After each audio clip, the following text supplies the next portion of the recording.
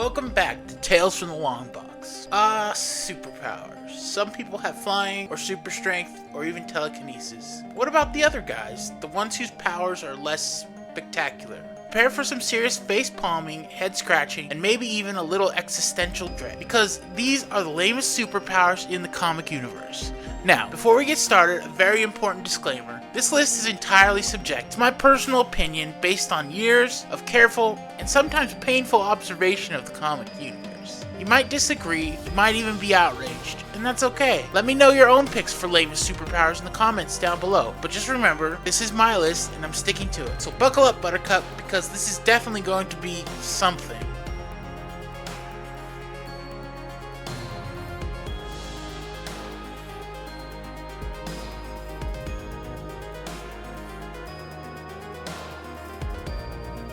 First up is Snowflame.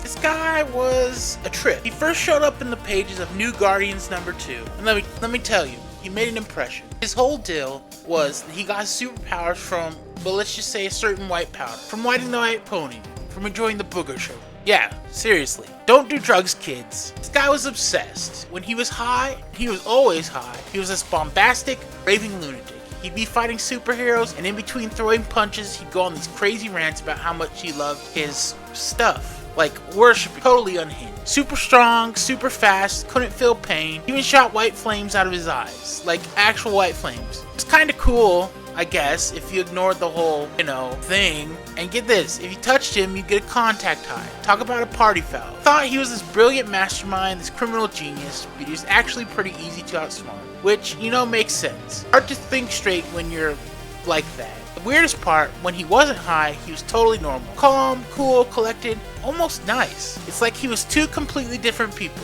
Dr. Jekyll and Mr. Hyde. But his biggest problem, his Achilles heel, was that his powers were completely dependent on him using. So if he didn't have his stuff, he was just a regular guy. Basically, his superpower was needing that white power. Which isn't ideal. Not ideal at all. He also didn't have the longest career. Died from swallowing a poison dart frog that was hidden in his stash by Peacemaker.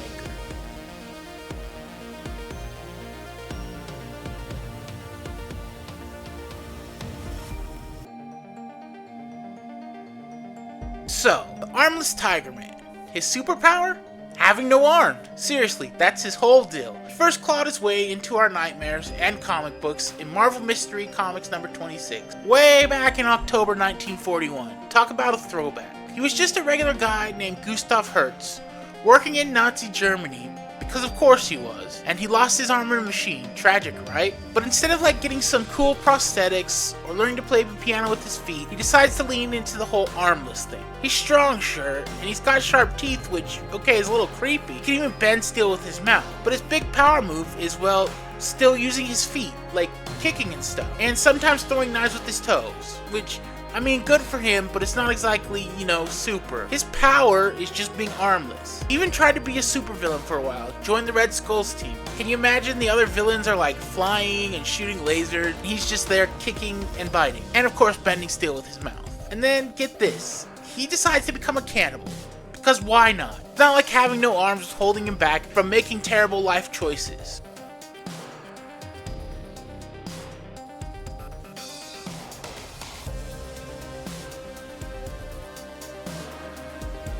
From missing arms to making them detachable. Introducing Arm Fall Off Boy. This guy's power, his arms fall off. That's the beginning and the end of it. He can detach his limbs, which I guess could be useful for reaching high shelves or something. Maybe getting out of handcuffs. He mostly used them as blunt weapons apparently.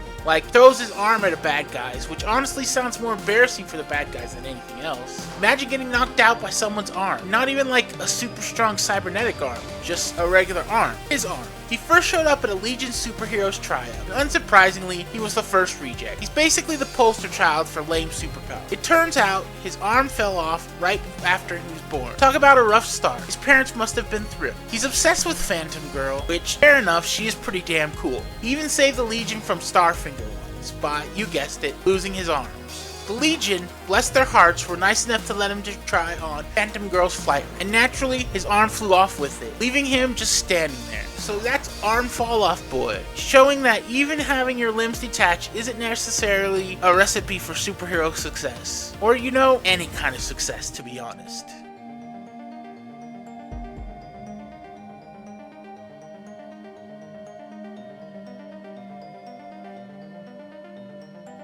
Glob Herman is a mutant whose power is, well, let's just say, his origin story is more compelling than his actual power. Glob Herman. Poor Glob. His dad hated mutants, his mom loved. Glob became a giant walking, talking bioparaffin candle. His skin completely transparent. His insides completely visible. It's like a biology textbook exploded inside a wax museum, and then that wax museum came to life and decided to go to high school. His dad, unsurprisingly, wasn't excited, so mom, being the MVP she is, shipped him off to Xavier, where he joined the Omega Gang, a group of mutant teens who thought they were way cooler than they actually were. Their big plan? Attacked Xavier with a baseball bat. Glob then decided to one-up them by setting himself on fire and running at a bus full of humans. Because that's kind of brilliant strategy you come up with when your superpower is being flammable. Beast, Cyclops, and Zorn thankfully put him out with some semen. He's been a student, revolutionary, a reluctant villain, and even a farmer. His actual superpower? He can throw chunks of himself at people. Chunks that are flammable, but need an ignition sword. Imagine trying to explain that to your insurance company. He's functionally immortal, which sure is a plus, but if you look like Glob Herman, would you really want to be? It just shows that mutations are random, and sometimes they're just really, really, really lame.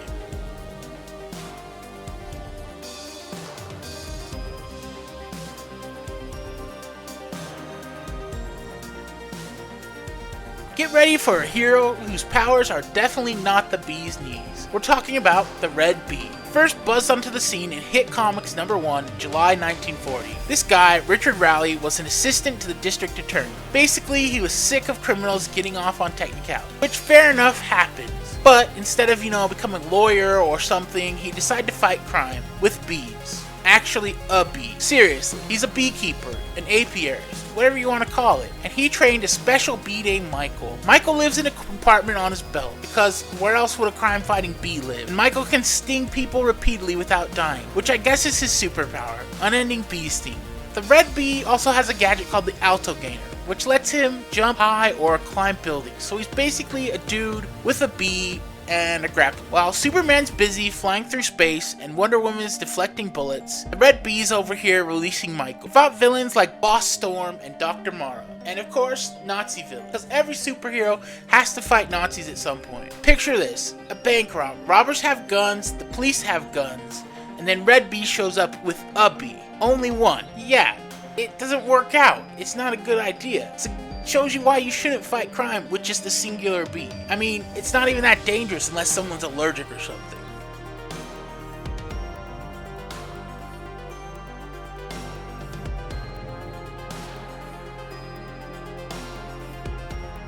Now, a hero so forgettable you've probably already forgotten about it. Forget-Me-Not. He first technically appeared in X-Men Legacy number 300. But don't let that fool you. He's been retconned into all sorts of past X-Men adventures. Fighting the Brood, living on Utopia, battling in the Age of X. Apparently he was there the whole time. Nobody noticed. Basically the superhero equivalent of that one roommate you never see. His power, and I use that term loosely, is that people forget him. Like, immediately. It's a pretty lame superpower. Even by these standards. He's literally written out of the story. Professor X had to put a psychic reminder in his own brain just to remember Forget-Me-Not existed, once an hour. That's dedication to, well, forgettability. He's the ultimate Deus Ex Machina. The X-Men are in trouble, Forget-Me-Not saves the day, and then poof, gone from their mind. He's like a ninja, but instead of stealth, his superpower is being mildly inconvenient to the toilet paper supply. While Jean Grey's out here reading minds and Magneto's controlling metal, Forget-Me-Not's just existing, barely. Even cameras have trouble remembering it. He's been chased around a helicarrier for years by X-Force, and they have no idea why. Even the maintenance bots remember, which is honestly just embarrassing for everyone else. So yeah, Forget-Me-Not. Testament to the fact that some superpowers are just destined to be forgotten.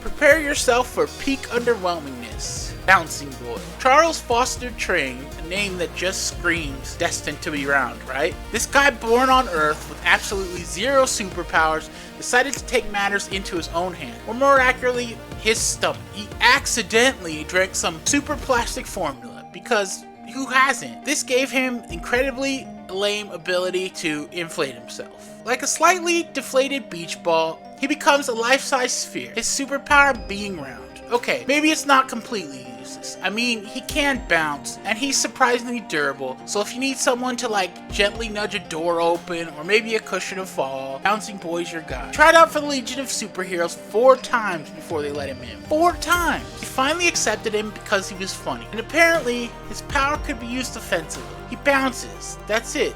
That's his whole deal. He bounces around, hitting bad guys, which, I mean, it's a choice. Imagine a supervillain's reaction. Oh no, Bouncing Boy. My carefully laid plans inconvenienced by a sphere. He even led the Legion for a while. Legion of Superheroes led by a bouncy boy. Basically a human pinball, bouncing off the walls and enemies alike.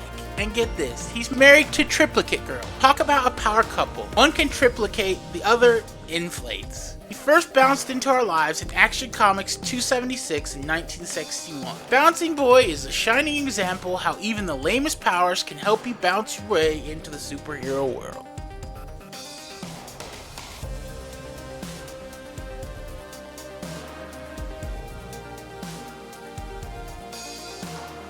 Also related to the Legion of Superheroes, prepare to be dazzled by Color Kid, Ula Vac from the planet Lupra. First graced the pages of Adventure Comics 376 in January 1969. Talk about a swinging 60s superhero. Got his powers after being hit by a beam of multicolored light, which honestly sounds like a pretty standard Tuesday in comics. Superpower? He can change the color of things. That's it. He can make a red car blue, he can make a green tree purple, he can even make the sky different color, which I guess is kinda cool. Imagine the possibilities: a pink sky, a chartreuse ocean, a beige everything. Tried out for the Legion of Superheroes and unsurprisingly got rejected. I mean, how do you explain that in the application? Special skills, color alteration. He ended up in the Legion of Substitute Heroes, because where else would he go? He even called himself the Color King for a while, because you know, why not lean into it? He can also project beams of black light, which is basically just darkness. Like really, Ulu? You're controlling the very fabric of color and you choose black. He's basically the superhero equivalent of that one friend who's really into mood light. He once turned a kryptonite cloud blue to save Superboy. I admit, was pretty clever, but most of the time he's just changing the colors of things. He even disguised himself as a bush once. A different colored bush. So yeah, that's Color Kid. And just changing colors is lame enough. But to get rejected from the Legion of Superheroes, that's even worse.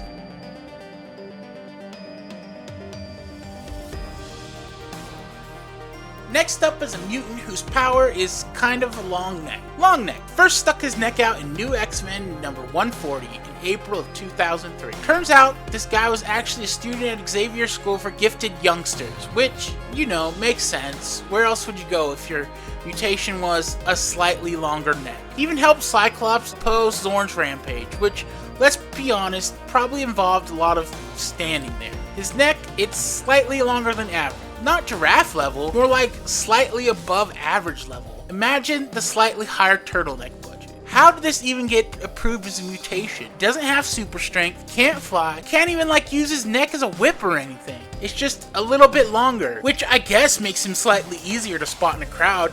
Hey look, it's Long Neck. Oh yeah, the guy with the slightly longer neck. Tragically, his story had a sad ending. He was depowered by M-Day, and then, well, he was on a bus, and that bus exploded. Either way, one of the lamest powers, and I guess a cautionary tale of the dangers of having a slightly longer neck.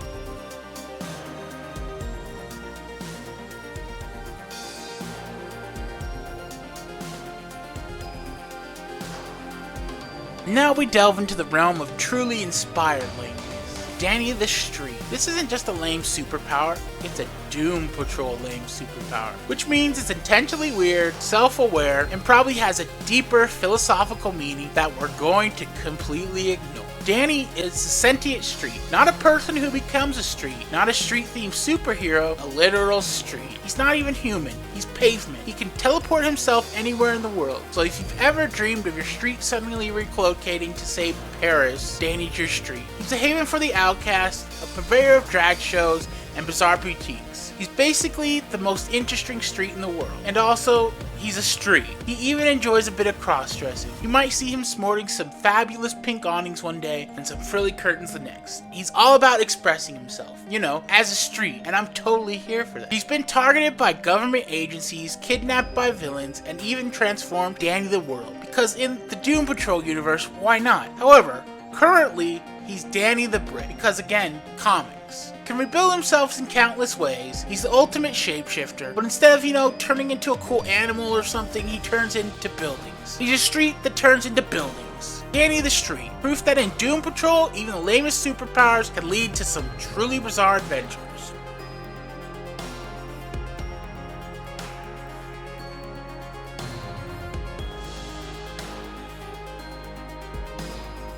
Ice Cream is a mutant whose power is, well, let's just say it's cool. In the most literal and lamest sense of the word. Feeling a bit inadequate compared to the X-Men, and let's face it, who wouldn't? Ice Cream decided to crash Kitty Pryde's birthday party at the Xavier school. His master plan?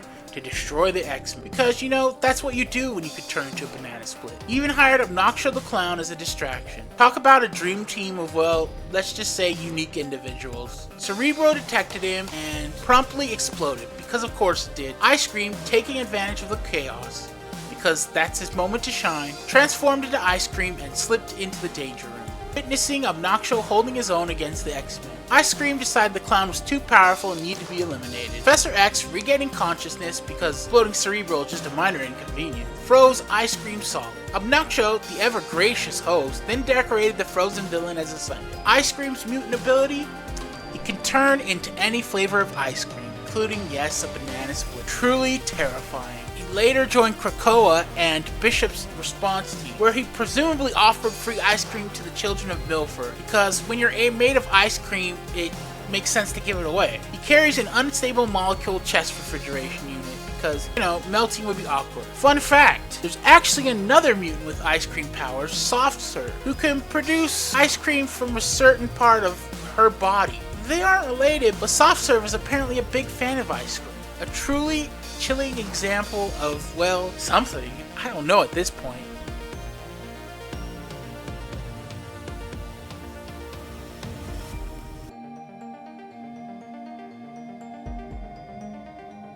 And finally, my favorite is a villain whose power is, well, let's just say he's stuck in the past.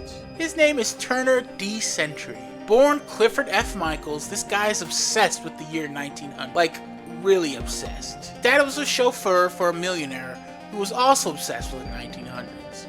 So Clifford grew up thinking that the early 20th century was the pinnacle of civilization, and he's very upset with how things have changed since then. He dresses like he's about to go for a leisurely stroll in a sepia-toned photo, complete with a handlebar mustache and straw boater hat. His motivation? He hates everything that isn't, well, 1900. Terrorizes business he deems impure, which honestly probably includes most businesses built after, say, 1905. Now, you might be thinking, okay, but what are his powers? And the answer is, well, he doesn't really have any. He's just a guy with a strong sense of nostalgia. He does have a tricked out umbrella that doubles as a flamethrower, and he rides a flying tandem bicycle with a dummy in the back seat, dressed in 1900s fashion. Because aerodynamics? He also did build a time horn that was supposed to kill everyone under the age of 65. Because, you know, progress. Didn't work, of course. It just made people sleep. So his powers are basically a flamethrower umbrella, a flying bicycle, and a horn that makes people nap. He was eventually killed by Scourge of the Underworld, but because comics, he came back. So yeah, Turner D. Sentry, a timeless example of some truly lame superpowers. So, what do you think? Are these the lamest of the lame? Are there even more ridiculous powers lurking out there? I'm genuinely curious to hear your pick. Let's debate it out in the comments below. I want to know which powers you think are the absolute worst, the most impractical, the ones that make you say, how did this even get published? Who knows? If we get enough suggestions, maybe I'll make a sequel. So, don't forget to like this video if you enjoyed it, subscribe to the channel, hit that notification bell so don't miss out on any future lameness explorations. Thanks for watching, And as always, I'll catch you in the next one.